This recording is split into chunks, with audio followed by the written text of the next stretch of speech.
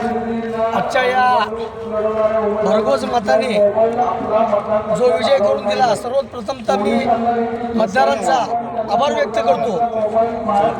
आणि या देशाचे पंतप्रधान आदरणीय मोदी साहेब, राज्याचे मुख्यमंत्री फडणवीस साहेब, जिल्ह्याचे पालकमंत्री गोरे साहेब व आमच्या भागाचे लोकप्रिय आमदार विजयकुमार देशमुख मालक यांनी जे सातत्यानं प्रभागात निधी दिला, छोट्या छोट्या गोष्टीकडे लक्ष ठेवलं. आता गेले 4 वर्ष महापालिकेत प्रशासन असताना देखील कुठल्याही प्रकारचा 1 रुपया या वार्डाला कमी पडू न दिला. त्याचाच हा रिझल्ट, हा विजय म्हणून जनतेनं घोषित केला आहे.